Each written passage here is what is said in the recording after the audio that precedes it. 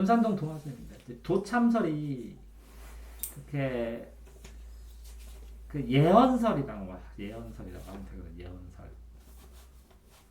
근데 이제 도참설하고 예언설하고 조금 이게 예언 앞으로 일어날 거 얘기하는 건데 보통 이제 풍수지리 같은 거 보면 바람과 물, 그죠? 바람과 물과 지리, 땅의 입점을 학설로 만드는 거거든요. 그래서 어느 땅이 서경과 계경으로 쓸 때 계경이 지기가 쇠해서 나라가 부흥을 못하니 서경으로 옮기자 해서 이 묘청일파의 서경과 김부식일파의 계경파가 붙어가지고 김부식일파가 이겨버렸죠.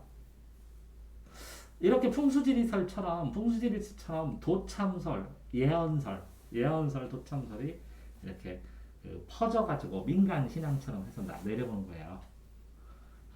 그러니까 근거가 명확하게 있다 이렇게 하기는 좀 그래요. 예를 들어서 풍수지리설은 학문적인 성격도 좀 강했어요. 왜 그러냐면 기후에 따라서 풍수는 기후의 요소잖아요. 땅도 위치에 따라서 뒤에다가 산을 두면 배산임수에서 여기다 남쪽에다 두면 남영작을 하고 물을 여기다 끼면 여기 마을을 만들잖아요. 이렇게 살 수 있는 주거지, 주거지를 만들거나 이렇게 잘 살 수 있는 가거지를 판단하거나 이렇게 지리서 같은 거 보면 한국지리에서 풍수지리에서 영향이 되는데 이 풍수지리의 학설을 가지고 이렇게 어떻게 보면 권력 다툼이나 주도권 다툼이나 기득권 보수와 진보의 대결이나 이렇게로도 볼 수가 있는데 도참설은 예언 사상이면서 어떻게 보면 정도령이 온다던가 아니면 미륵불이 온다던가 이런 것들을 합쳐서 도참설이라고 봐야 될 것 같아요. 근데 이제 이 도참설의 범주를 어떻게 설명하는지 이제 선생님이 설명하는 걸 조금 더 듣고 기억을 하셔야 될 것 같아요. 됐죠? 도참설? 자, 그 다음에 34. 무르미의 전이에는 뭐예요? 아닙니다. 잠깐만요. 이 천원거리고 주변은 다 했죠, 그러면? 됐어요? 또. 물음에 모를 때 생기지만 그 물음의 대상에 대해서 알고 있어야 물을 수 있다. 이렇게. 물음. 이게 질문을 하는 거, 공부법 질문하라고 그랬잖아요. 그죠? 이 질문은 뭐라고요? 이 전에 뭐 했어야 돼요? 이해, 공부를 해갖고 어느 정도 알아야 질문을 할 수가 있다고요. 그러니까 알지 못하면 질문하기 전에 이해하지 못하고 알지 못하면 질문조차 못한다고. 이해되세요? 그러니까 어떤 내용의 책으로 질문해라 그러면 질문 없대요. 그게 무슨 뜻이에요? 공부 안 했다는 거예요. 그러니까 이거를 공부를 해가지고 다 이해를 하다 보면 요거와 이해 안 되는 부분이 발생되면 이때 질문을 하는 거거든요, 사실은. 그러니까 공부를 전제로 질문이에요. 그러니까 내가 이거 써오라고 그러죠, 단어. 이게 뭐라고요? 전이해.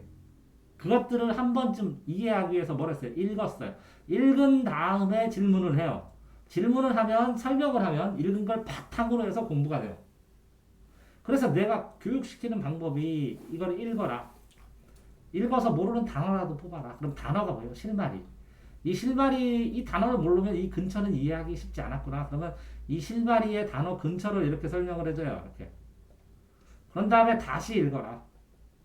그러면 그 다음부터는 진짜 모르는 걸 여기 이 단어를 알았으니까 이 내용을 생각할 수 있으니까 진짜 질문을 뽑아오면 2차 질문을 할 수 있거든요. 이해됐나요? 그러면 이거는 읽어라. 이거는 전체 흐름을 파악하는 거고 요거는 뭐라고요? 기본적인 용어, 문자 수준에서 파악하는 거고 요 질문을 하면 문맥 수준에서 파악하는 거고 이 질문한 걸 가지고 다시 이제는 이해를 한 다음에 문제를 풀어요. 그러면 응용 수준에서 파악한 거예요. 문제 푸는 거 틀린 거를 다시 공부하면 응용 수준에서 하는 거예요. 근데 이제 아이들이 여기에서 전이해라면 뭐라고요? 읽어야 질문하기 전에 요 동그라미를 뽑기 전에 질문을 뽑기 전에 전이해를 한 거예요. 또 이거를 알고 또 단어를 알고 다 읽으면 이 전이해를 하면 요 두 개의 단어의 충돌 관계에 대해서 질문할 수 있어요. 이해됐어요? 그러니까 전이해가 뭔지 이제 정확하게 알았죠? 물음을 하려면 기본적으로 아는 게 있어야 된다라는 뜻이에요. 자, 다음 거. 그러면 요 다 설명됐나요? 다음 거. 이거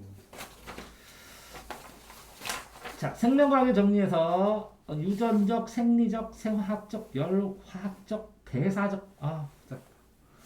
자, 다시부터 열역학적 또 뭐예요? 대사적, 생리적, 생리적, 유전적,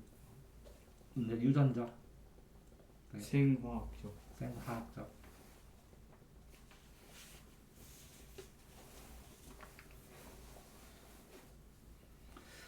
자, 이렇게 되면 이 유전은 알겠죠? 유전자. 네. 그러면 생화학은 뭐예요? 자, 생명체가 뭔가를 먹었어요. 뭐를 먹었어요? 탄단지를 먹었어요. 뭐라고요? 단지탄을 먹었어요. 단지가 탔어. 단지가 타게 뭐를 먹었어요? 단지탄이? 단백질, 지방, 탄수화물. 이게 분해가 돼요? 안 돼요? 이 단백질은 아미노산, 탄수화물은 뭐로? 지방은 글리세로, 뭐 지방은 뭐로? 이렇게 분해되잖아요. 단당류, 다당류 이런 거 들어봤어요? 네. 이렇게 단당류, 다당류 이런 걸로 분류되고 아미노산으로 분리되고 이렇게 분류되면 화학결합을 하죠. 그러면 자, 생화학이라고 할 수 있죠. 화학결합하니까. 됐나요? 응? 자, 이게 말 그대로 이거 생리는 생명유제, 생리 이렇게 하면 되겠죠? 맞지? 생리작용도 하고 생명유제도 하고. 그러면 이 ATP가 트리플 이렇게 에너지가 ATP가 뭐로 된다고요? ADP라고 해요. 더블로 된다고요. 이렇게 세 개가 두 개로. 그러면서 이래서 P가 이렇게 하나, 둘, 세 개가 연결됐죠. 이렇게. 이게 끊어지면서 저장된 열을 발생시키는 열. 이게 뭐라고요? 연결시키면서 에너지를 축적했다가 이렇게 두 개가 있고 하나가 떨리면서 이 젖산, 인산이 많이 늘어나면 피로도가 높아지고 이렇게 하는 거거든요. 그러니까 세 개짜리가 뭘로 돼요? 두 개짜리로 되죠. 그러면서 일하면서 우리가 음식을 먹으면 칼로리도 있고 그러면서 뭐라고? 우동하면 힘도 쓰죠. 그럼 일을 하죠. 일을 한다는 건 역학이죠. 그러면 열도 내죠. 인체 보존하려면. 네. 이해됐어요? 그러면 대사작용이라고는 안 들어봤어요? 대사작용? 4가 1이고 대사작용. 이게 대사적 정의예요. 이게 뭐?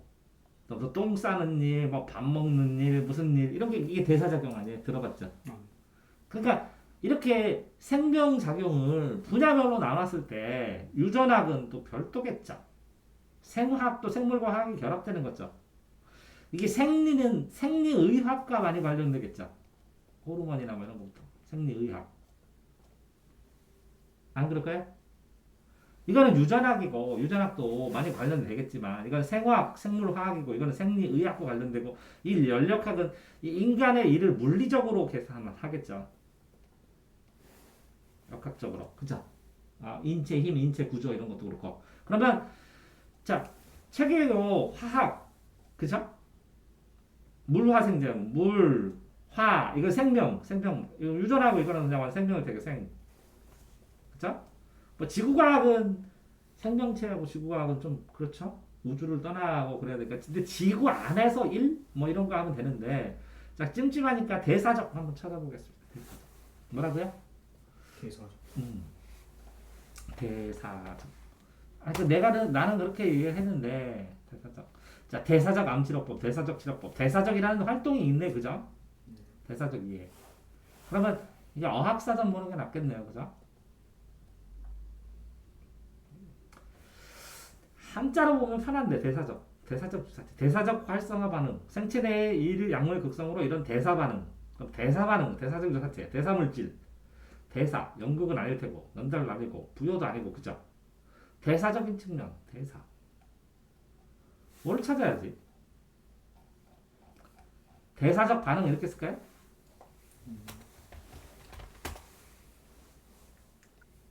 생체 내의 이물, 약물들의 극성화 반응이다.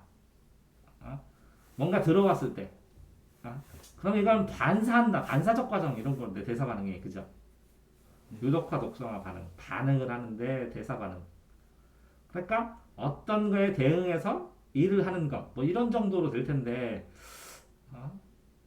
이렇게 대사소사. 특별한 거 없네, 그죠? 그러면 생물 대사 반응 이렇게 칠까요?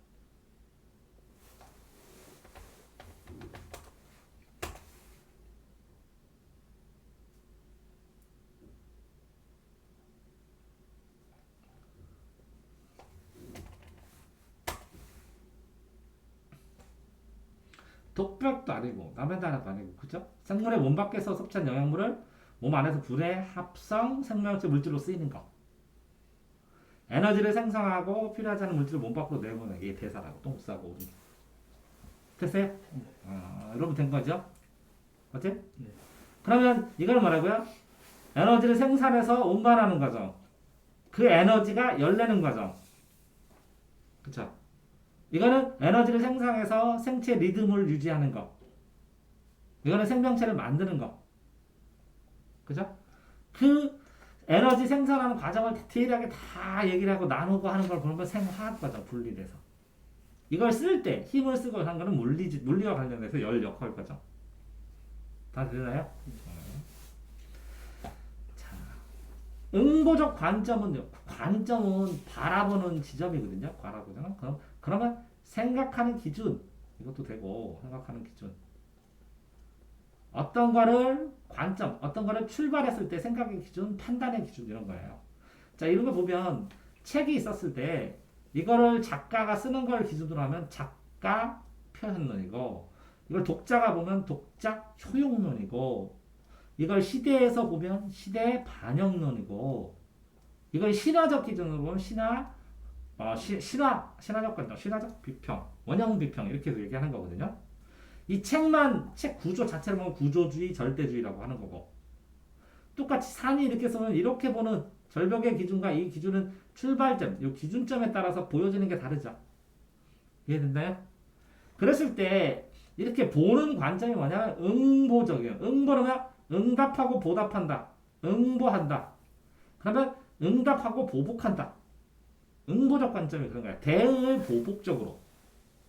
자, 어디 나와요, 응보? 근처를 보고 또 하면 되니까.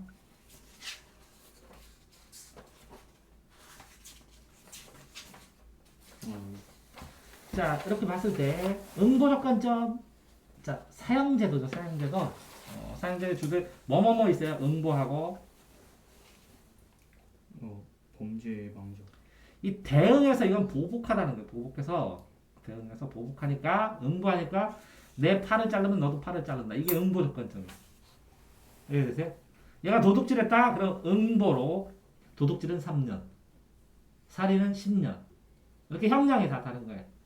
또 뭐 있어요? 예방적 관점은 그렇게 처벌을 하니까 겁나서 깜빡하기 싫어서 범죄 안 저지른다 이런 뜻이야. 또 사회 방해. 얘가 이거는 깜빡하기 싫어서 개인이죠. 어? 그럼 사회적으로는 이렇게 처벌을 하니까 사회가 지켜지죠. 그럼 사회 방해가 되죠. 이 처벌하는 것 때문에. 됐어요? 또 시기상조로. 시기상조로 사형제도 아직은 너무 이게 좀 너무 사용하는 건 너무 이르다. 나중에 방법이 있을 수도 있고 뭐 이런 거일 수도 있는데 시기상조론 이거만 찜찜하니까 한번 더 찾아보면 되죠. 됐어요 이렇게? 어? 사회 개인 있고 이거 응보하는 거고 이거는 뭐라고? 처벌하는 게 마땅하다. 그럼 이 반대는 처벌하지 말자 이런 뜻이겠지. 시기상조론은 아마도 그죠? 논리적으로는 그렇게 돼야 되는데 그죠?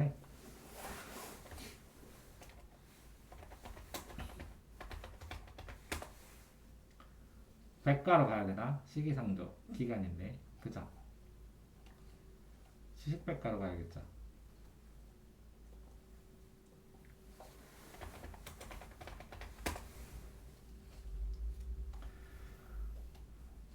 특별하게 최저임금제 사형 무슨 노예?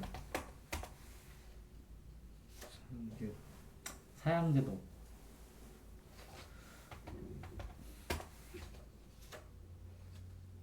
사형제도, 존폐론.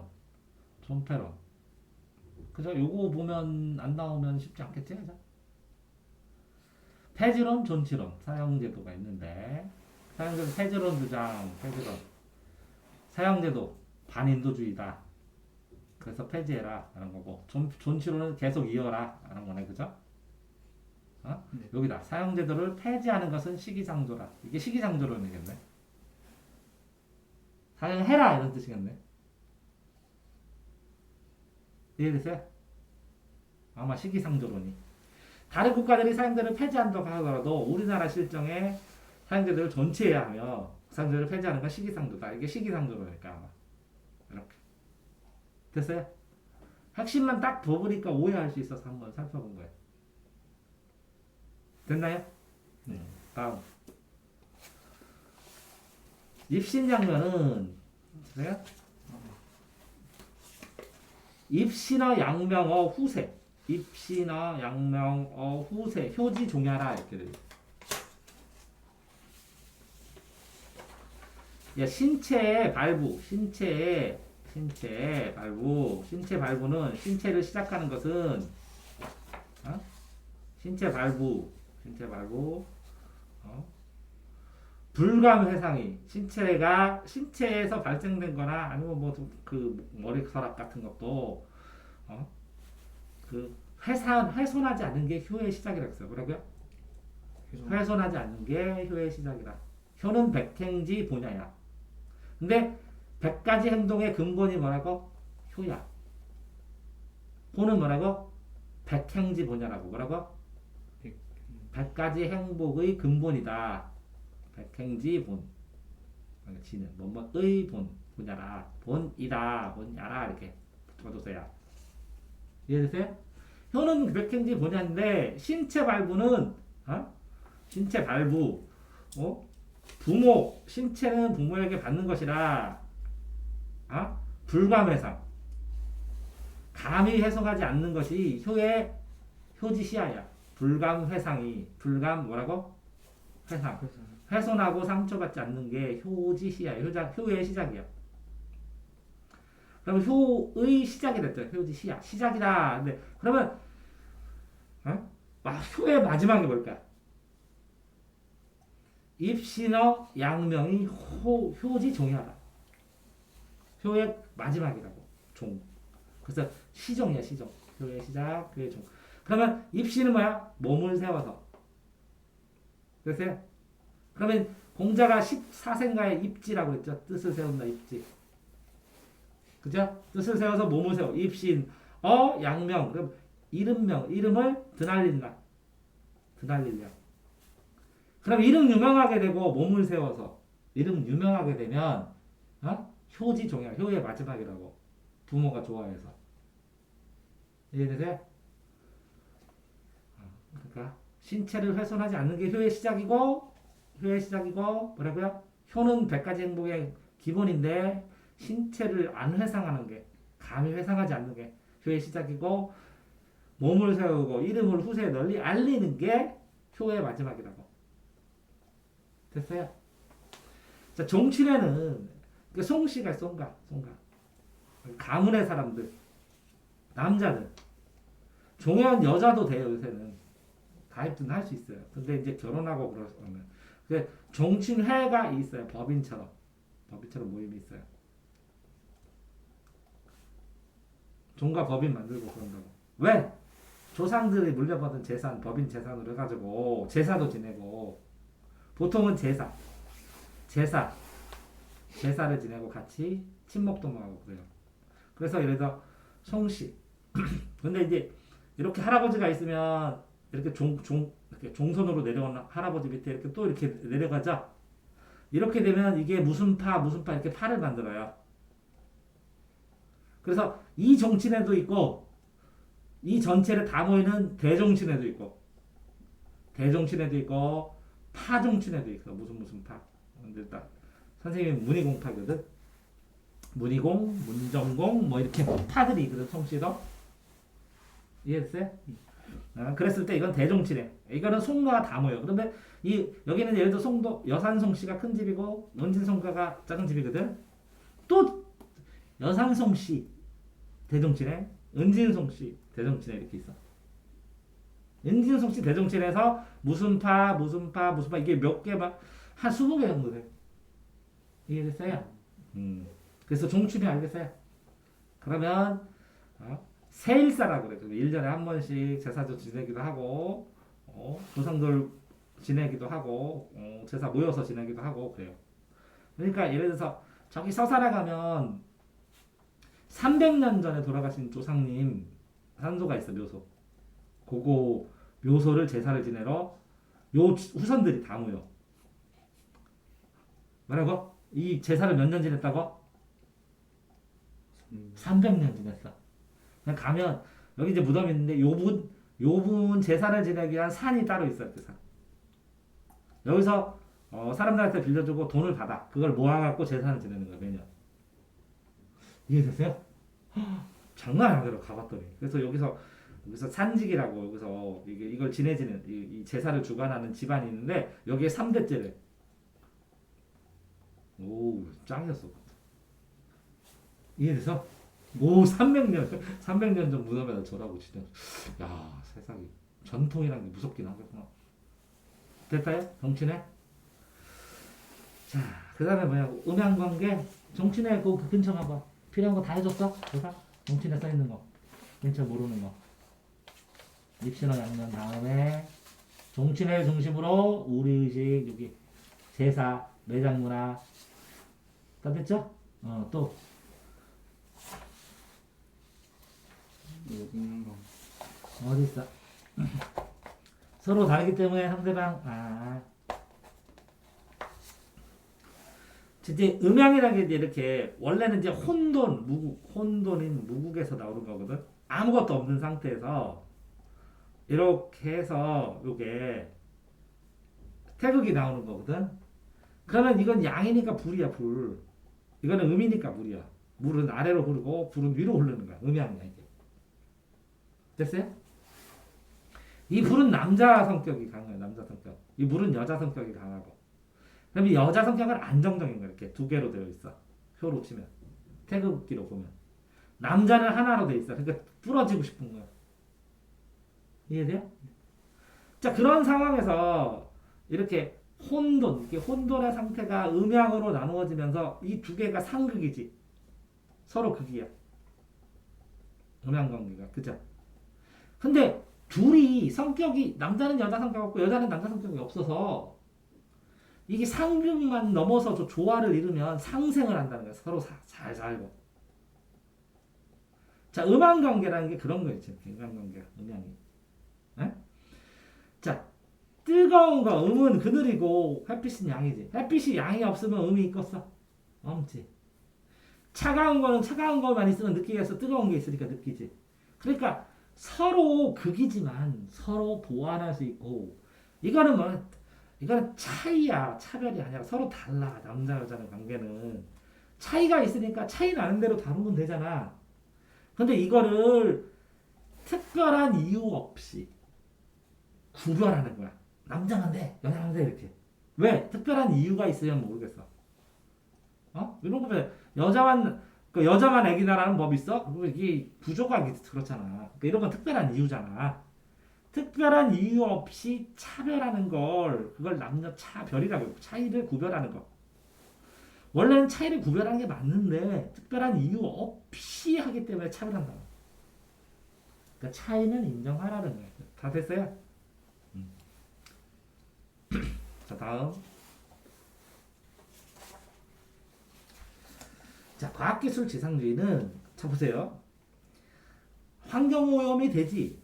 그럼 이걸 뭘로 고칠 수 있다고? 과학기술로. 자, 이산화탄소가 늘어나지. 그러면 이산화탄소 포집기술로 없앨 수 있다. 이해됐어요? 그런 것처럼 과학기술로 뭐든지 지금 시기는 좀 안 맞을 수 있지만 아니면 인류가 에너지만 집중하면 충분히 할 수 있는데도 불구하고 이 욕심 많은 인류 때문에 기술은 충분한데 양보를 안 해가지고 환경 오염 되고 문제 된다는 거야. 기술 자체는 완벽하고 기술이 지상에 최고라는 거야. 지극히 위에 있는 그런 주의야. 주의, 주장, 생각 그런 거. 됐어요? 다 이해됐죠? 우리 자, 생태 중심이란 것은 생태계라는 거죠. 봐. 보통은 이제 지구가 있으면 지구를 어떤 식으로 보냐면 이렇게 지구가 있고 인간이 있다 이렇게 이분법으로 주고 이걸 뭘로 봐요? 이걸 개발해야 될 걸 개발. 이거 개발 발전하는 대상으로 보는 거 개발 대상.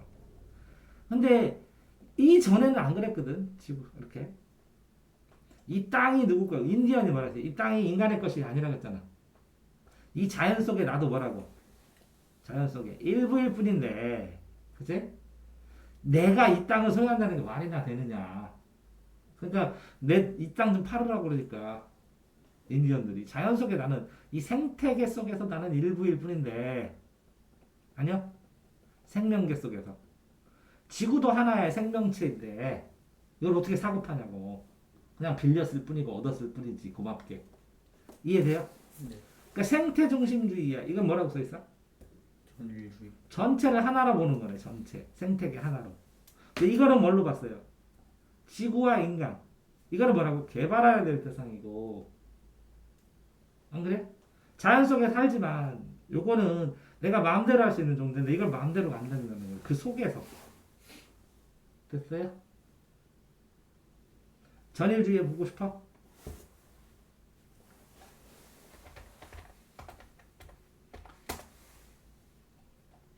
전일주의. 전체론이네. 전체론. 세계는 기계적으로 성된 요소의 집합이 아니라 자연 속에서 인간과 자연과 이런 게 복잡하게 그물처럼 되면서 서로 내면적 관계가 연결이 돼 있지. 어? 이게 뭐라고? 아바트에 나오는 그 나비적 행성. 그런 느낌이라고. 하나로 통합되는 전체라고. 어? 뭐라고? 땅이 아파하고 뭐하고 그러니까 당신을 뭐그 동물을 죽일 때도 기도하면서 당신을 얻습니다. 이렇게 그제 이해됐어요? 전일주의? 행성 아바타 같은 느낌. 또 뭐 있어요? 유기체론 전체론 다 알겠죠? 자, 그다음에 유비쿼터스 한번 찾아볼까요? 또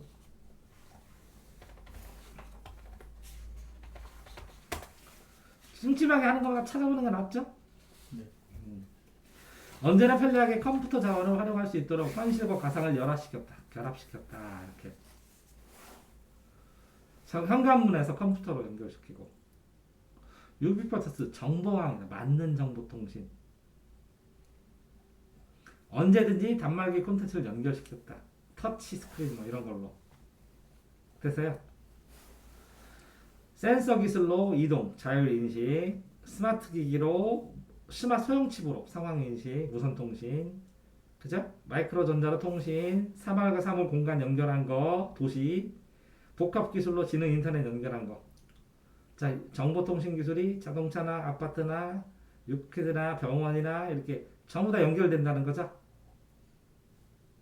됐어요? 네. 그러면 가상 세계와 현실 세계를 융합시켜 가지고 활용해서 쓴다. 뭐 이 정도 되면 유비쿼터스 되는 것 같은데, 그죠? 응? 정보 기술의 혁명이다. 자, 이렇게 다 네트워크로 다 연결되어 있다고. 다양한 기술이 연결되어 있다. 됐어요? 유토피아하고 디스토피아는 유비쿼터스 세상은 온라인 세계, 그죠? 와 현실 세계가 연결된 거지. 그죠? 그걸 유토피아라고. 그 반대로 디스토피아. 현대사회 속에서 위험하다는 거지. 무의식적으로. 자동차, 교통체계 이런 것처럼. 장점이 됐지만 안 좋은 거는 디스토피아라는 거지. 자, 요거 보면 인공지능은 요게 뭐라고? 갈까 말까 떨어질까 다 보여주지. 그럼 요거는 자동차 하는 건 현실이지. 요거는 디지털이지, 정보지. 이 두 개가 결합된 거예요. 병원에 안 간 거 하고 가상현실에서도 만나고 요 안에서 가상현실을 만들고 증강현실로 만들고. 증강현실은 현실에다가 가상을 띄운 거죠. 그죠? 가상현실은 여기서 아바타가 들어간 거고. 여기는 뭐라고? 아바타가 튀어나온 거네, 현실로. 보이는 것처럼. 그죠? 입체적으로. 그러니까 증강현실은 이렇게 나무색이나 막색이나 이런 기본 시설이 있어야지. 여기다가 뭐 화전 표면을 써서 색깔을 하고 뭔가를 좀 해서 탁자처럼도 만들고 냉장고처럼 만들고 그지? 공간도 있고 그래야 돼 증강현실은. 이해됐어요? 데이터가 입체적으로 구축될 공간이 있어야 되는 거고 요거는 안에서 컴퓨터 안에서 데이터를 입체 공간 속에서 하는 거고 요거는 바깥에 공간이 있어야 된다고. 됐어요? 센서 기술, 스마트 기술 이렇게 이런 것까지 다 됐나요? 네. 또 다음 뭐 정보통신의 연결 뭐 이런 거 정보통신과 현실의 연결 유비서스기 개정 그죠? 뭐 그 정도면 되겠죠? 응? 그런데 가상현실로 연결한 건 데이터가 가는 거고 증강현실은 데이터 위에다가 현실에다가 구현 입체로 표현하는 거고 그죠? 증강 맞죠? 그 다음에 여러 가지 복합적인 비대면 시설 같은 것도 전부 다 그렇게 봐야죠. 자, 그러니까 한자로는 글자가 용서할 때 선대. 용서. 그죠? 용서. 근데 저 개념이 용서는 아니죠. 거기에 뭐라고 써요? 자신을 미루어 타자를 배려한다. 이는 그죠? 그러니까 용서죠. 자신을 미루어는 뭐야? 자신을 쇠하고 나라면 하고 자신을 미루어 짐작하고 평가를 해봐. 그러면 타인을 배려해. 배려하는 행동인데 그게 설하고. 그래서 용서랑 비슷하다고 하는 거야. 그죠? 그러면 배려한다는 게 왜 해? 내가 하지 이거를. 인이 어짐을 실천하는 거야. 사람과. 이 인은 뭐냐? 사람인자하고 사람인자 이거를 이렇게 사람인자 하나를 세우고 요거 사람인자 하나를 떼어갖고 이렇게 쓰는 거야. 그러니까 사람과 사람의 관계예요. 어질다. 됐어요? 그러면 추기급여인 뭐야? 자기를 추리하여 뭐라고요? 이거는 기고 추리 이걸 미루어 추리하여 미칠 급인 이 인은 타인이야. 타인을 배려한다. 이게 배려한다는 거고 자신을 미루어 추리하여 자기를 추리하여 타인을 배려한다. 추기급인이라는 단어다. 됐나요? 응? 자, 두레는 이 마을 공동노동이에요. 마을 공동일. 그럼 품앗이는 뭐냐? 내가 일을 해주면 저 집도 일해. 1대1 노동력 교환이야. 품앗이는 1대1 노동력. 그럼 개는 뭐냐? 돈이나 이런 거를 묻어두고 밥을 먹고 친목도모를 하고 순차적으로 개돈을 타든지 목적을 가지고 모인 거예요. 개 모임에서. 이해돼요? 개돈도 타고 그러는 거니까. 그러니까 마을 공동체 노동은 두레고 품앗이는 앞집이 해줬으니까 뒷집도 해주는 거고 개는 이렇게 친목도만 몇 명씩 모여서 우리 청년계 하자 이렇게. 그럼 청년 친목도 모아서 돈도 만들고 필요할 때 서로 도와주고 부조도 하고 이렇게. 이해됐어요? 다 됐죠? 네. 다시 태동기는 뭐예요? 기간이야 움직이는 태는 태아야 시작 태초에 시작으로 움직이는 기간이 태동기예요. 이거 왜 나왔어요?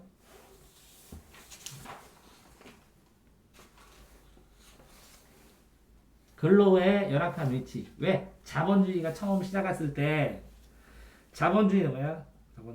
자본주의가 왜 시작됐어요? 원래는 그 전에는 무슨 주의 있어요?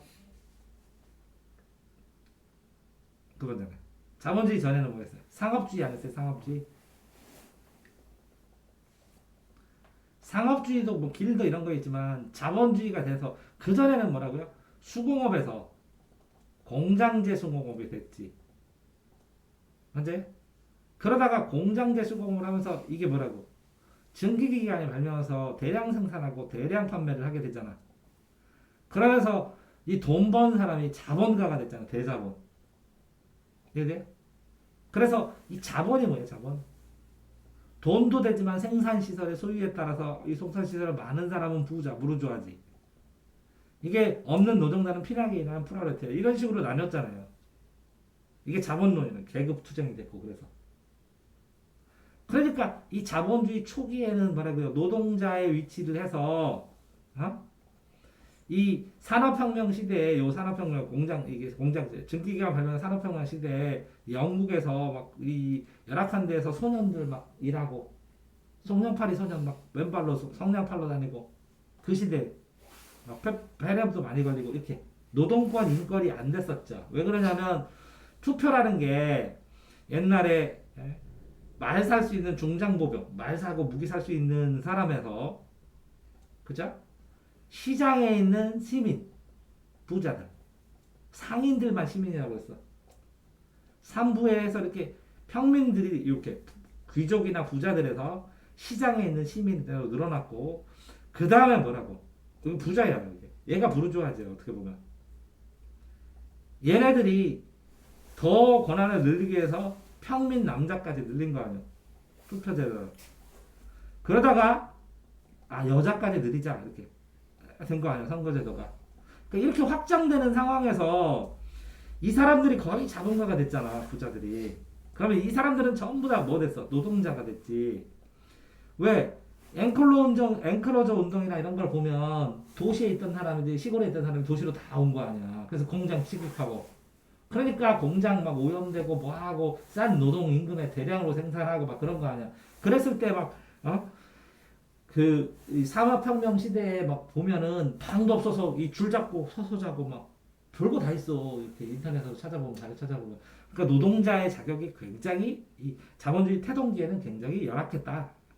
그래서 이렇게 커지는 상황이 이제 노동자들이 이제 우리 러다이트 운동, 기계 파괴 운동 뭐 이런 거 일어나면서 노동조합 만들어야겠다 이런 생각한 거 아니야.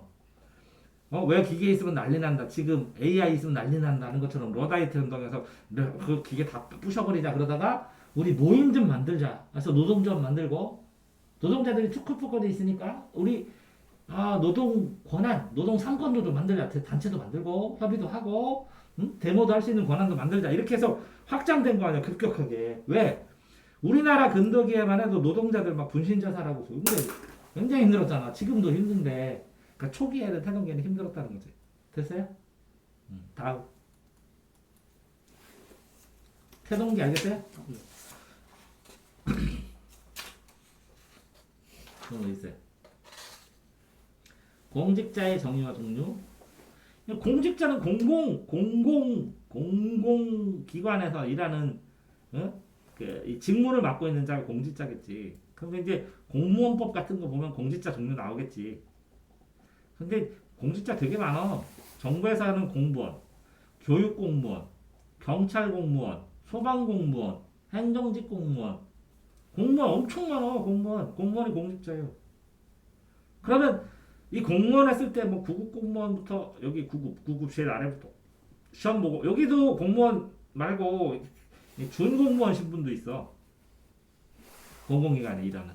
그럼 9급부터 쭉 올라가고 뭐 1급까지도 있고 선칠직 공무원도 있죠. 선거에 뽑아서 선거로 시험 봐서 뽑는 것도 있고. 그죠? 그러니까 공무원 종류와 정의는 그냥 공무원법이나 뭐 이런 거 보면 너무 여러 가지라 뭘 해야 될지 모르겠는데 못 써 있어. 국가군에서 정부 운영하는 공공단체 일을 맡은 사람, 행정부, 지방자치단체, 국회의원, 국회의원도 선출직 공무원이랑 마찬가지죠. 국회. 법원은 시험 보는 거고.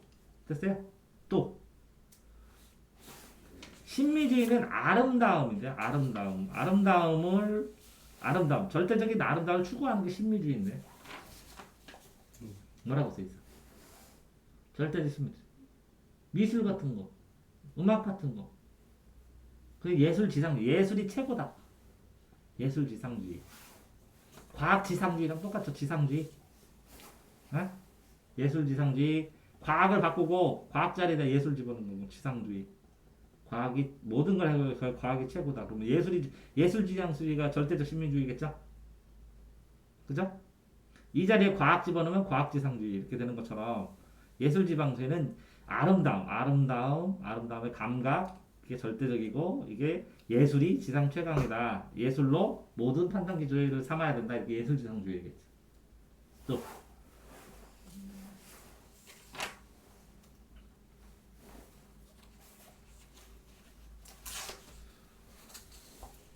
포스트모더니즘 다 봐봐. 이게 막 고대 음. 자, 봐봐. 이게 고대고, 중세고, 근대고, 그 다음에 뭐가 돼? 현대지. 이 현대를 모더니즘이라고 그래, 모더니즘. 현대가 모더니즘이야. 모더니즘. 그 시도 모더니즘은 지식, 지혜, 현대적인 건물, 생각, 뭐 이런 거거든. 후분 기준이 이렇잖아. 그럼 여기 포스트는 뭐야? 다음 거는. 다음 건 뭐야? 지금도 현대잖아.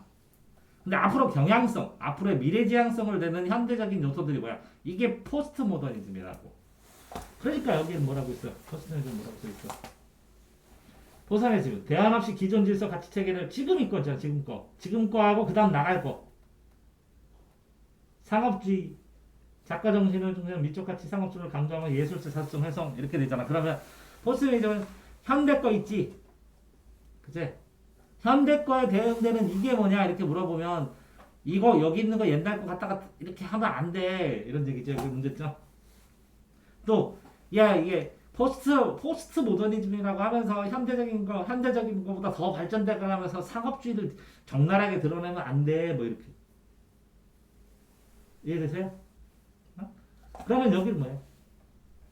진리관은 지금 있는 절대적인 진리를 해체하고 여러 가지 다원적, 상대적인 이것도 맞을 수 있고 이것도 맞지 않아. 이렇게.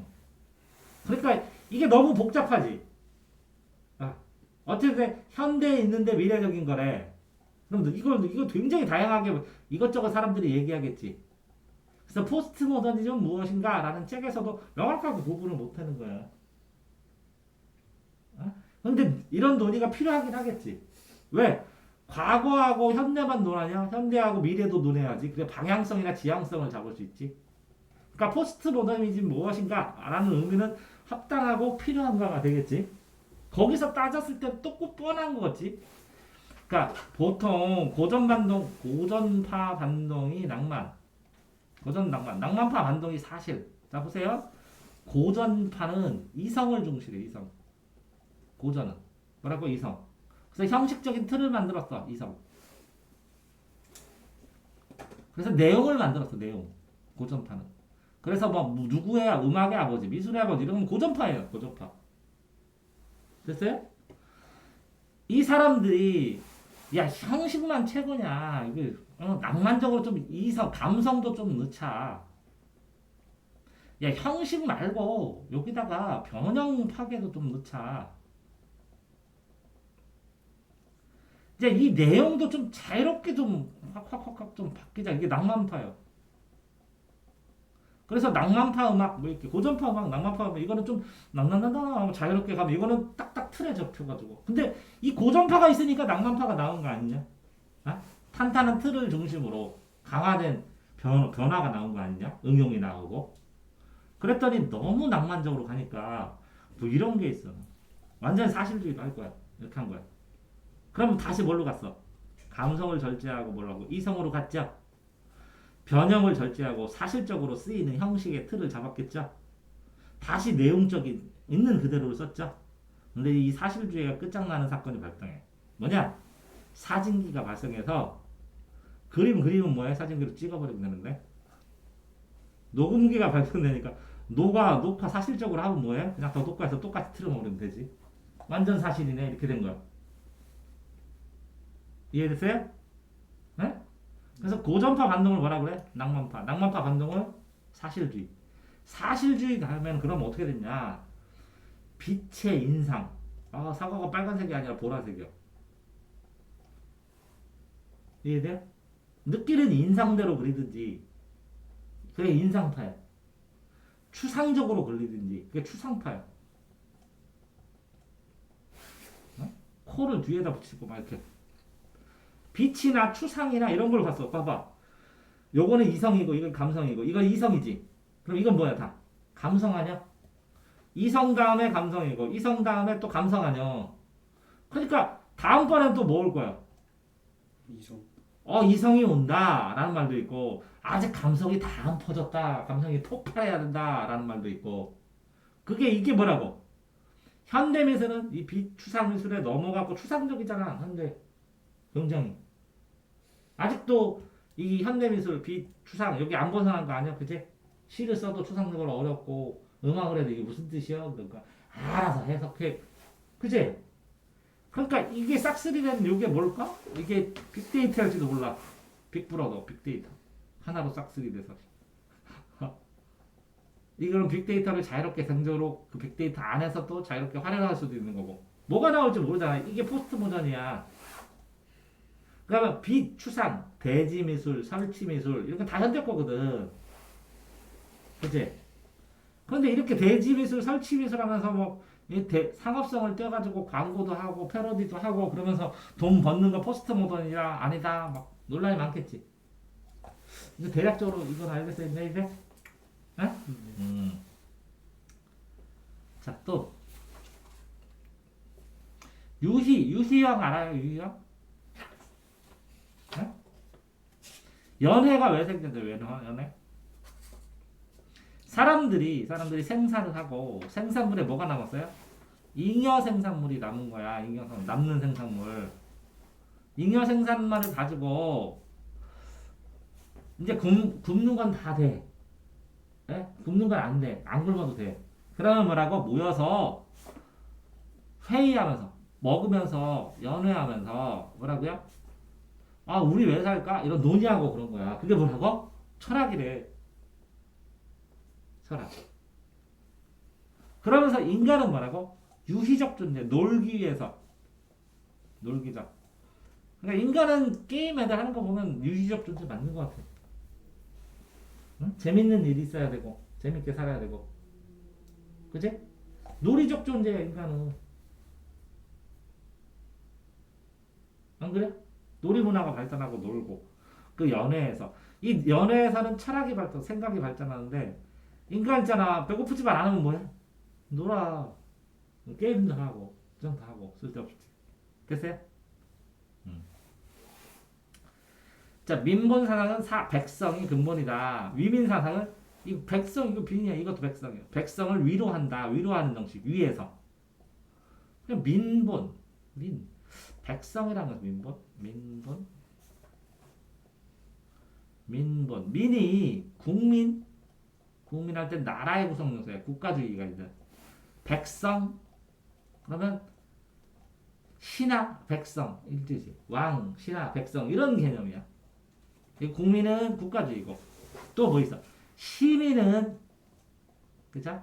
자유주의는 시장에서 왕과 대립돼 갖고 나온 거야. 요거는 국가 속에서 국가의 구성 요소로서의 백성이야. 요거는 뭐라고? 왕과 신하와 이런 이 계층 안에서 신하에서의 사람이야. 자, 민중은 뭐라고? 시민 대중이야, 대중. 그러니까 시민을 무리로 본 거야. 시민을 전체로 본 거야. 그럼 여기서 민중 중에서 대표를 또 뽑는 거고. 이렇게 민중으로 볼 때는 또 사회주의 사상과 관련된 용어로 보기도 해. 됐어요? 그러면 백성을 위로한다, 위한다. 이런 거면 왕이나 대통령에서 밑에 위로한다. 이렇게 하향식으로 보는 사상이고, 이 민보는 백성이 근본이고 그 위에 뭔가가 더 있다. 근본이고 그 위에 왕이 있고 그렇다. 이렇게 했을 때 쓰이는 사상이고. 그러니까 이것도 위에서 아래 보는 사상이고, 이것도 위에서 아래 보는 사상. 됐어요? 또 뭐 있어요? 이상주의 뭐야? 어디다 뭐?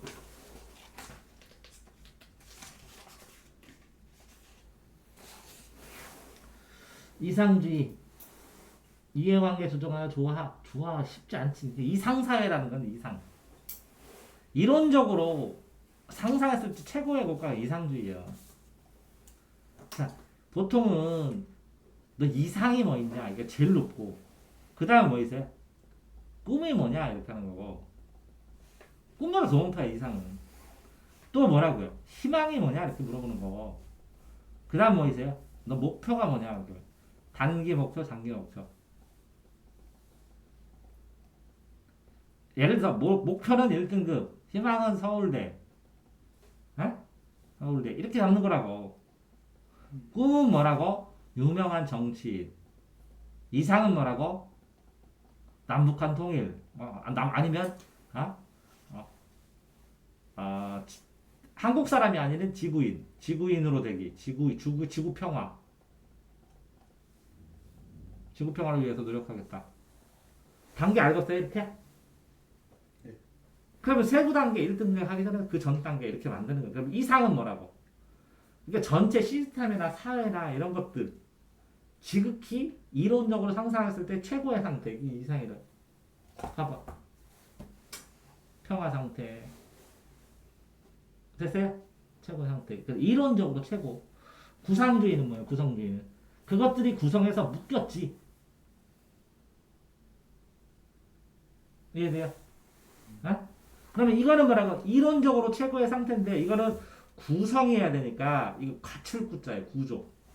구조를 완성해. 그러면 이 구조 셀들, 이 블록들의 이해관계를 조정해갖고 만들어줘야 되겠죠? 그렇게 나오잖아. 국가 간의 이해관계를 조정해야 되고, 국제 관계를 봐야 되고. 말해. 다 됐어요? 또, 어딨냐? 이거는 뭐냐? 앞에 어, 철학자 뭐 뭘로 해줘? 에피쿠로스는 죽음에 대한 두려움에, 에피쿠로스 학파하고, 이게 쾌락주의잖아, 에피쿠로스는. 그러니까, 이거는 죽음에 두려워하지 말라. 이거는 좀 그렇고, 왜 그런지 생각 안 나고. 공자는 이렇게 삶도 이야기하지 못하는데 죽음 후의 세계를 말해 무엇하냐고 이런 식으로 얘기를 했거든. 그치? 그러니까 어차피 죽은 거는 논할 필요가 없으니까 삶을 이해하자. 죽음이 아니라. 그러니까 논할 필요가 없다. 죽은 귀신을 논해 무엇하냐 뭐 이렇게 하고 삶도 다 이해하지 못하는데 죽은 후에 내가 말해 무엇하냐. 그죠? 근데 이제 하이데거 같은 경우는 시간상으로 인간이 가다가 어차피 유한한 존재이기 때문에 죽을 수밖에 없다. 이렇게 죽음의 실체를 인정해라. 죽을 거다 어차피 이렇게 얘기한 거지, 그치? 그러니까 이제 나오면 나오는 대로 한 다음에 다음번에 추가로 물어보라는 거지. 제례는 관원상제 네 가지, 관례, 혼례, 상례, 제례 이렇게 하는데 그 혼인은 알겠죠? 상 갖지 말아요. 사람 죽으면 가는 거. 이건 제사 지내는 거야, 제사. 이거는 뭐라고? 관례는 이게 20살이 되었을 때 성인식 하는 거야. 성인식. 옛날엔 되게 중요하게 생각했어요. 성인식. 됐어요? 관원상제 됐어요? 그 4대 그 중요한 예식이에요. 4대.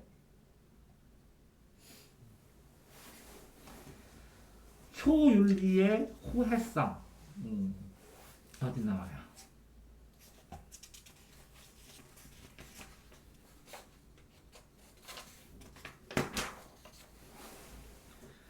예의를 바탕으로 부자유천, 맹목적 복종이나 순종이 아니라 호혜 쌍무적이다. 쌍무적인 양쪽이라는 건데 그 호혜주의, 상호주의, 이게 상호 혜택 이렇게 보세요. 보세요. 상호 혜택. 그러니까 부자유친 하는데 이게 자에게 친한다는 친족할 때도 이게 친인데 친한다는 건 서로 어울리고 서로 아껴주고 이런 의미예요. 자식이 부한테 하는 거 이거 뭐라고 해? 이게 효라고 그러지. 요거는 부모가 자식한테 하는 건 애라고 그러지. 자애. 이건 자애, 이건 효도. 그치? 그러니까 잘해줘야 효도한다는 거야. 그냥 막 일방적으로 한쪽만 잘해줘라 이렇게 쉽지 않다는 거야. 이렇게 맹목적으로 이거 두드러 펴는데 맹목적으로 복종 이렇게 안 하는 거야. 사람이기 때문에. 그래서 부자유 친이란 게 서로 잘해주라는 의미라는 거야. 친이. 됐어요? 그러니까 이게 유교적 원리로 이 친은 예의를 갖춰야 되고 서로 서로 간에 의리도 있어야 되고 이걸 바탕으로 이 효가 존재한다라고 해서 상호 혜택한다 이렇게 기억하면 되겠지. 뭐했어? 됐나요? 또 감정 중심주의는 뭐?